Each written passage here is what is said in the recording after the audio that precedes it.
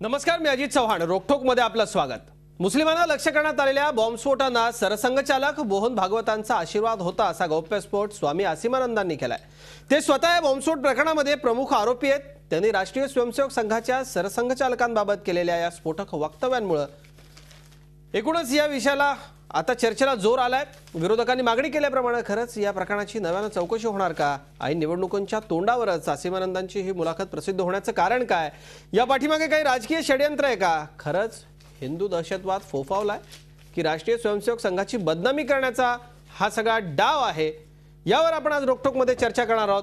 असीमानंदांचा स्फोट हा विशेष कार्यक्रम आज आपण करणार आहोत आणि चर्चेसाठी अनेक मान्यवर आपल्याबरोबर असणार आहेत.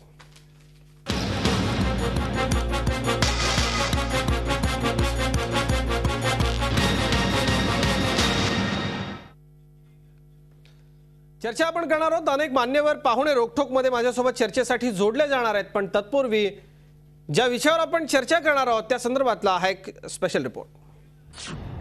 बॉम्बस्फोट कटाशी सरसंघचालकांचा संबंध, स्वामी असीमानंदांचा खळबळजनक गौप्यस्फोट, बॉम्बस्फोटांना मोहन भागवतांचा आशीर्वाद की संघाच्या बदनामीचं राजकीय षडयंत्र?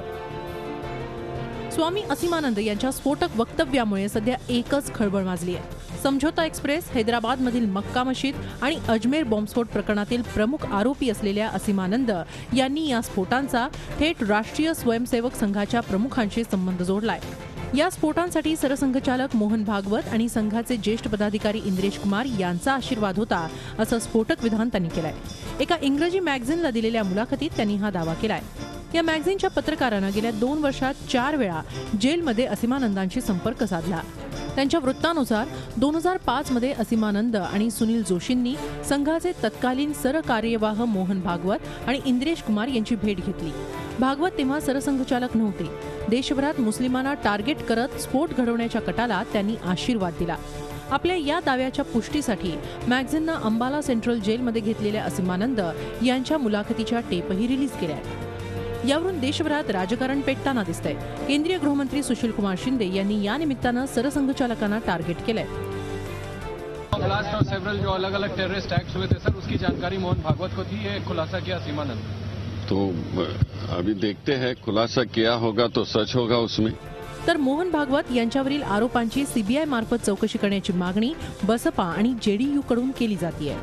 भागवत वाला जो मामला है ये बहुत ही गंभीर मामला है. इसको लाइटली नहीं लेना चाहिए सेंट्रल गवर्नमेंट को. इस मामले की सीबीआई से जांच होनी चाहिए और यदि इनका दोष है, जैसे एविडेंस सामने आ रहे हैं, तो उनके खिलाफ सख्त कार्रवाई होनी चाहिए. उनका कहना है कि आरएसएस के जो प्रमुख हैं उनकी जानकारी में और उनकी सहमति में ये सारा कार्यक्रम हुआ है. उनका काम है ही, धंधा है ही, इसलिए इसमें आश्चर्य की बात नहीं है. लेकिन ये जो इंटरव्यू आया है, इस इंटरव्यू के आलोक में सरकार को नए सिरे से जांच कराना चाहिए.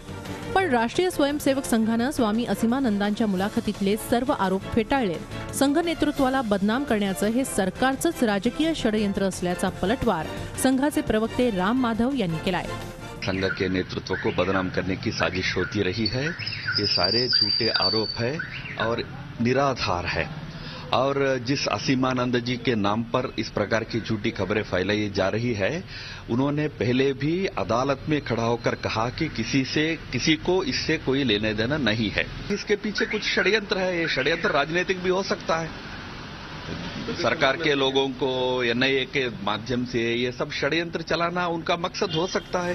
स्वामी असीमानंद यांचे हे आरोप खरे की खोटे हे चौकशीत सिद्ध होईलच. मात्र या निमित्तानं हिंदू दहशतवादाचा मुद्दा पुन्हा एकदा ऐरणीवर आलाय. Bureau report, Zee media, Mumbai. आणि निवडणुकीच्या तोंडावरती खरं तर खूप महत्त्वाचा हा मुद्दा सगळा चर्चेला आलेला आहे आणि आपण चर्चा या सगळ्या विषयावरती करणार आहोत. अनेक मान्यवर पाहुणे रोकठोकमध्ये माझ्यासोबत आहेत. माझ्याबरोबर स्टुडिओमध्ये आहेत डॉक्टर रत्नाकर महाजन. डॉक्टर महाजन काँग्रेसचे प्रवक्ते आहेत. महाजन सर, स्वागत या चर्चेमध्ये आपलं. माझ्यासोबत मधू चव्हाण आहेत, भाजपचे प्रवक्ते. मधू, आपलं देखील या चर्चेमध्ये स्वागत. माझ्याबरोबर पुण्याच्या आमच्या स्टुडिओमधून डॉक्टर कुमार सप्तर्षी, ज्येष्ठ राजकीय विश्लेषक आहेत. कुमार सर, आपलं देखील या चर्चेमध्ये स्वागत. राष्ट्रवादी काँग्रेसचे प्रदेश कार्याध्यक्ष आणि आमदार जितेंद्र आव्हाड देखील या चर्चेमध्ये आहेत. आव्हाड साहेब, आपलं देखील या चर्चेमध्ये स्वागत. आणि विराग पाचपोर, ज्येष्ठ पत्रकार आणि आरएसएसचे अभ्यासक, नागपूरहून आपल्याबरोबर आहेत. त्यांचं या चर्चेमध्ये स्वागत. आपण चर्चेला सुरुवात करूयात. डॉक्टर रत्नाकर महाजन, मी सुरुवातीला आपल्याकडे येतो. असीमानंदांनी आरोप केलाय ती वेळ महत्वाची आहे, ऐन निवडणूक आहे, निवडणुकांच्या तोंडावर ही सगळी मुलाखत आलेली आहे, त्यामुळे कुठेतरी या सगळ्यामध्ये शंका घ्यायला जागा आहे की हे सगळं राजकीय षडयंत्र आहे असं RSS देखील म्हणते. काय आपली प्रतिक्रिया आहे?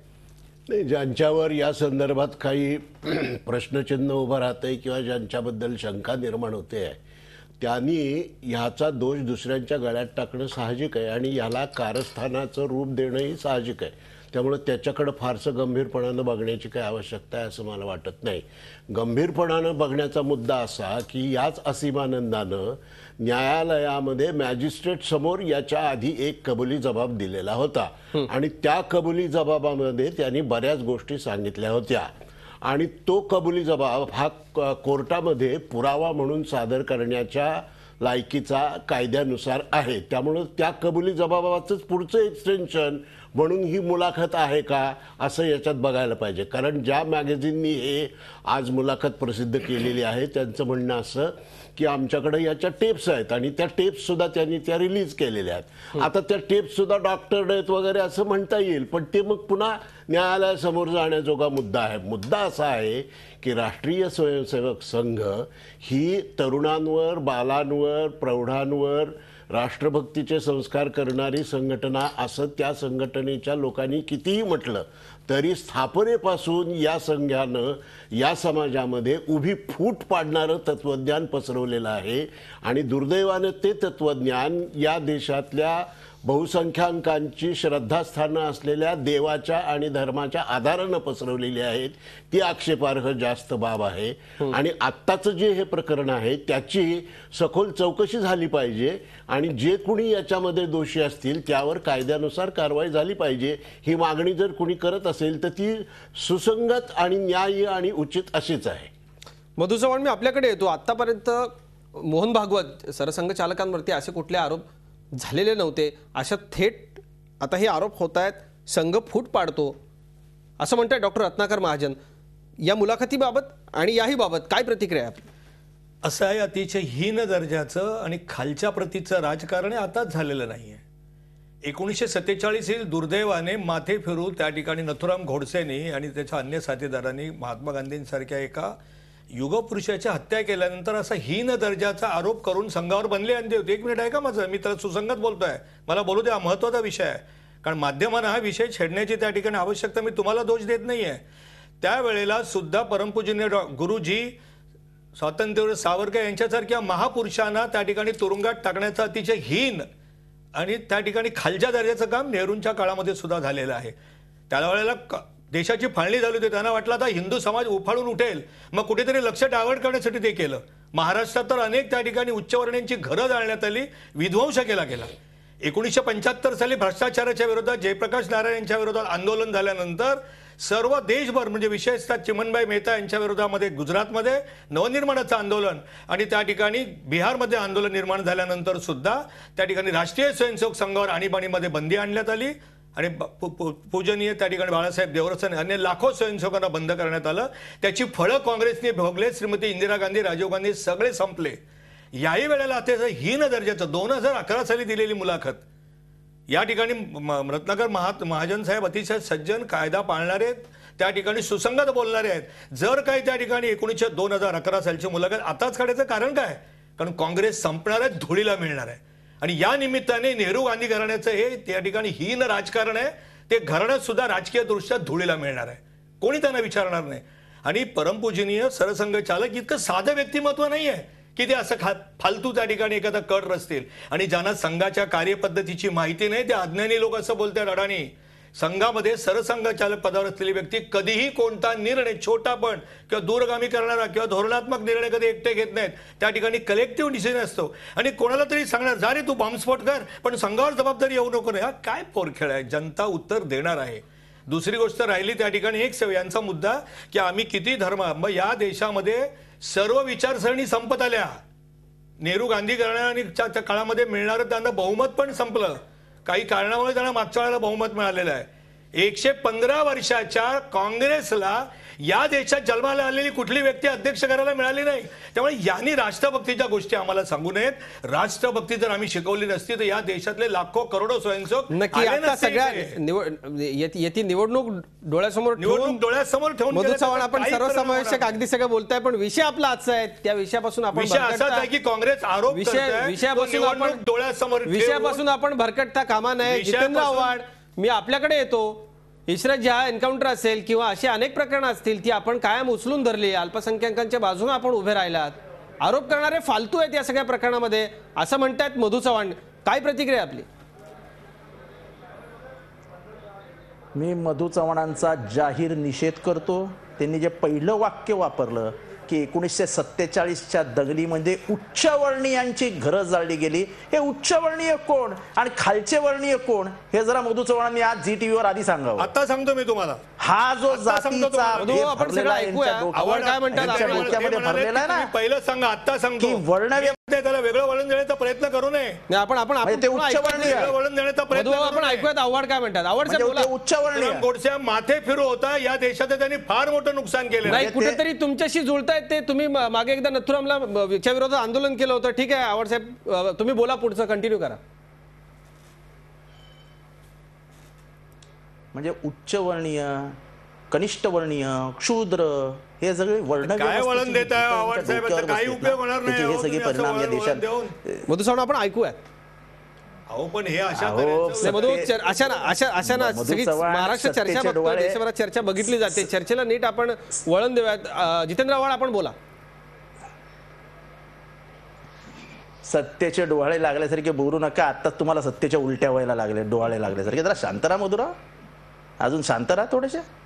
असं आहे की मी अत्यंत जबाबदारीने विधान करतोय की प्रत्येक बॉम्बस्फोटामध्ये सापडलेला आरोपी हा RSSचा कुठेतरी प्रचारक तरी होता, RSSच्या कुठेतरी शाखेत तरी जात होता.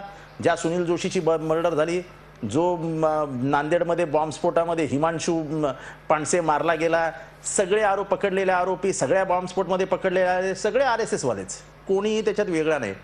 पण त्याहीपेक्षा एक मोठी बातमी आपल्या माध्यमातून महाराष्ट्राच्या माहितीसाठी सांगू इच्छितो की मला आत्ता संबंध जुळल्यासारखे वाटत आहेत की हे संबंध काय असावेत.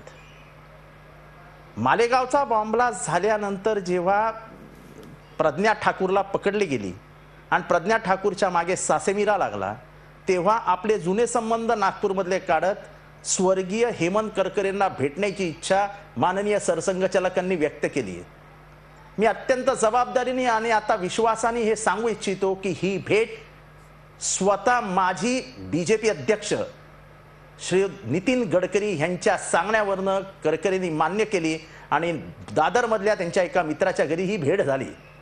या भेटीमध्ये बॉम्बस्फोटाबद्दल जरा सौम्य भूमिका घ्या. हिंदू धर्मीयांनी केलेलं आहे, हिंदू आहेत ते सगळे आपले, आपण त्यांना सांभाळलं पाहिजे. तेव्हा करकरे साहेबांनी असं बोलू नका, हे जमणार नाही असं 2 भेटी त्यांना सांगितलं.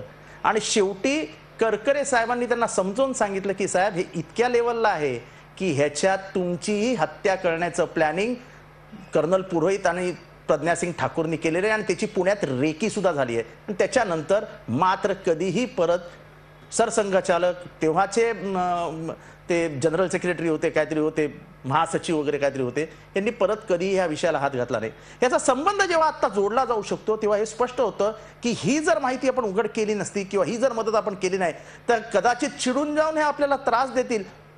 कारण का ह्यांच्या माहितीने आपल्याच आदेशाने हे सगळं घडून आलेलं आहे. कारण का ते याच्यात इंद्रेश सामील होते, ह्याच्यात सुनील जोशी सामील होता आणि हे सगळे उच्च वर्तुळात बसणारे वरिष्ठांशी संपर्कात असलेले प्रचारक होते. आसिमानंद हे कोण आहेत, कोणाशी संबंधित आहेत, कुठल्या संघटनेचं काम गेले 35-40 वर्ष डांगच्या परिसरात करतायत. ही सगळी माहिती गोळा केल्यानंतर आपल्या लक्षात येईल की सगळे जण हे कधी ना कधी संघ शाखेत गेलेले आहेत. त्यामुळे देशभक्तीचे कुठले धडे यांना दिले आणि कुठले संस्कार हे करतायत ही माहिती मिळते. पण दुर्दैवाने जेव्हा ओरडून मधु चव्हाण सांगत होते की आम्ही देशभक्तीचे धडे दिले, तेव्हा 1924 साली स्थापन झालेले RSSनी 1947 पर्यंत एकही स्वातंत्र्य सैनिक या देशाला दिला नाही. एकही फासावर गेलेल्यामध्ये RSSचं नाव नाही. किंबहुना पळकुट्यासारखे केस लागल्यावरती माफीनामे सादर करणारे अनेक RSSचे नेते आणि अनेक जनसंघीय आजपर्यंत इतिहासात नमूद केलेले आहेत, इतिहासाने नोंद केली आहे त्यांची. तेव्हा देशभक्तीचे धडे आणि संस्काराचे धडे RSS कडून या भारताला घेण्याची गरज नाही. स्पष्ट आहे की हे मोहन भागवतांना माहिती होतं, फक्त असीमानंदला आता कुठलीच मदत मिळत नाही म्हणून त्याने उशिराने कदाचित हे सांगितलं असेल. पण जे सांगितलं सत्य आहे आणि सत्य नसेल, असत्य असेल, पण एखादी गोष्ट कळल्यानंतर त्याची चौकशी करणं हे जितेंद्र आव्हाड, अगदी सीबीआयने हा विषय मांडताना अनेक खळबळजनक आरोप आपण केलेले आहेत. या सगळ्याच्या संदर्भामध्ये सविस्तर चर्चा आपल्याला यात करायला लागणार आहे आणि या आरोपांना आपण विचारणार आहोत. याचं उत्तर मधू चव्हाणांना विचारणार आहोत, कुमार सप्तर्षींकडे देखील जाणार आहोत. आमदार आणि राष्ट्रवादीचे प्रदेश कार्याध्यक्ष जितेंद्र आव्हाड यांनी अनेक खळबळजनक आरोप संघावरती, संघाच्या नेत्यांवरती केले. विराग पाचपुरे सर, मी तुमच्याकडे येतो. विराग पाचपुरे ज्येष्ठ पत्रकार आणि RSSचे अभ्यासक आहेत, नागपूरच्या स्टुडिओमधून ते आपल्याबरोबर आहेत. विराग सर, या सगळ्या आरोपांकडे संघाचे अभ्यासक म्हणून आपण कसं पाहता?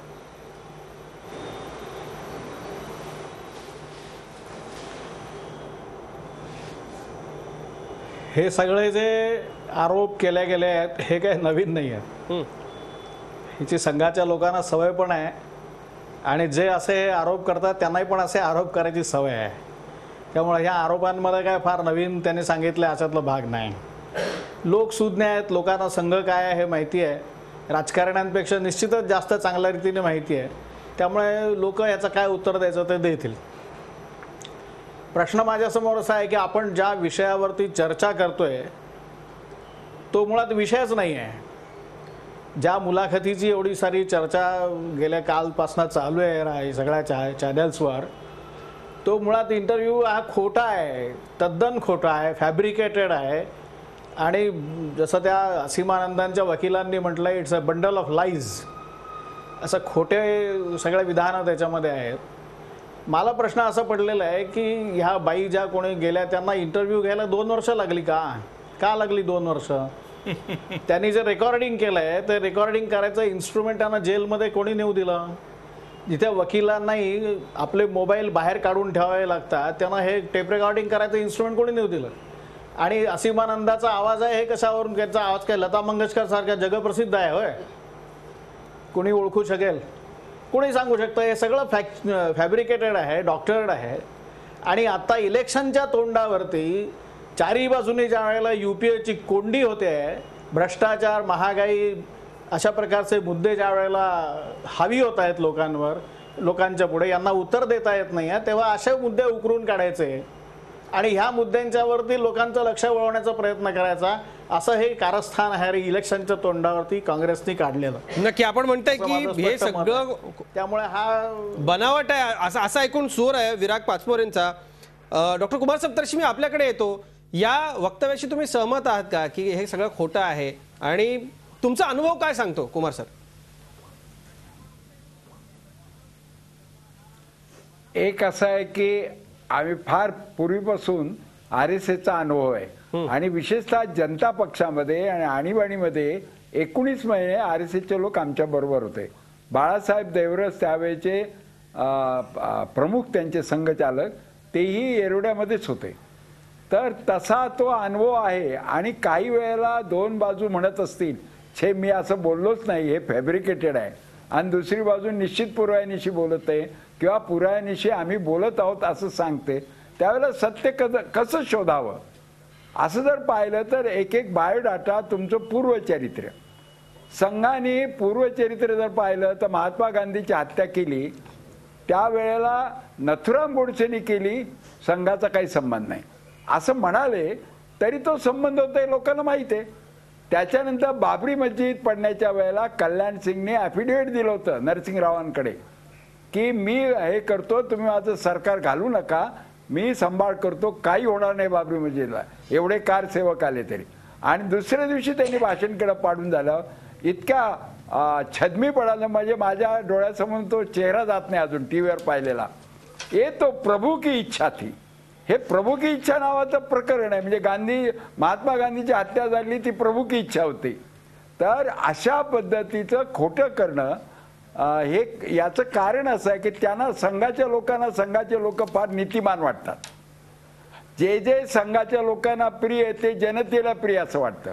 पण असं का होतंय देशात, जे संघ प्रिय आहे ते लोकांना अप्रिय का वाटतं याचा ते कधी विचार करत नाही. तर त्याच्यामध्ये प्रश्न असा आहे की तुमच्याकडनं नेहमीच असे विध्वंसाचे मोठे मोठे घटना कशा होतात आणि मग त्यावेळेला त्यापासून बाजूला कसे राहतात. ह्या असीमानंदाच्या प्रकरणामध्ये हे असीमानंद पुण्यात फिरत होते. मला माहिती आहे की अनेक बिल्डरना ते भेटून पैसे मागत होते. सांगायचे काश्मीरला मंदिर बांधायचे, म्हणजे लोकांच्या मधला देवधर्माच्या ज्या काही श्रद्धा आहेत त्याचा वापर करायचा. आणि नंतर पुरोहितांनी RDX इथं RDX कसं वापरायचं याचे कॅम्प घेतले. त्याच्यामधले पुण्याचे संपादक होते. या सगळ्याचं जर जाळं पाहिलं एकत्र तर अर्थ निघतो RSS कनेक्शन. आणि हे ज्या वेळेला लॅपटॉप सापडला मालेगावच्या याच्यात हेमंत करकरेंच्या हातात, तेव्हा त्यांना सर्वच कळलं की हिंदू राष्ट्र पॅरल करायचं, ते नेपाळमध्ये करायचं, इस्रायलनी त्याला मान्यता द्यावी अशी मागणी करायची, शस्त्र नेपाळमधून आणायचे आणि इथे लोकांच्या मध्ये मुस्लिमांचा बद्दल राग द्वेष यावा म्हणून हिंदूंनीच अत्यंत अतिरेकी कार्यकर्ते करायचे. आणि IB ही RSSच्या इन्फ्लुएन्स खाली 1885 साली काँग्रेस स्थापन झाली आणि 87 साली IB ब्युरो स्थापन झाली. ती केवळ काँग्रेसला विरोध करण्याकरताच. आणि म्हणून त्याच्यामध्ये RSSचेच लोक प्रमुख असायचे. अगदी संघचालकांचे सरसंघचालकांचे बंधू असायचे. आणि मग त्यांनी काय करायचं, कुठली घटना घडली की पहिल्यांदा म्हणायचं हे पाकिस्तानी जैश ए मोहम्मदने केली, म्हणजे लोकांना असं वाटावं की काय हे हिंदू किती मार खात आहेत अशा पद्धतीच्या भावना तयार करण्याचं सुद्धा. कुमार सर मला ब्रेक घ्यायचा आहे. मला एक ब्रेक घ्यायचा आहे, पण ब्रेकला जाण्यापूर्वी एक वन लाईन काय वाटतं यात? हा आणि जरा विषयाला धरून बोला. काय विचार? हा विषयाला धरून बोल. तुम्ही खोटं बोलतात, RSS हे सिद्ध होतात. RSS खोटं बोलते असं म्हणतायत. नाही खोटं तुम्ही बोलताय, शक्यच नाही. चौकशी करणं, मधु चव्हाण, विराग पाचपुरे आपल्याकडे आणि पुढचं खरं बोला ना. या सगळ्या जितेंद्र आव्हाडांनी केलेले जे आरोप होते त्या आरोपांचं उत्तर आपण मधु चव्हाणांकडून घेणार आहोत, विराग पाचपुरेंकडे जाणार आहोत. झी 24 तास रहा एक पाऊल पुढे.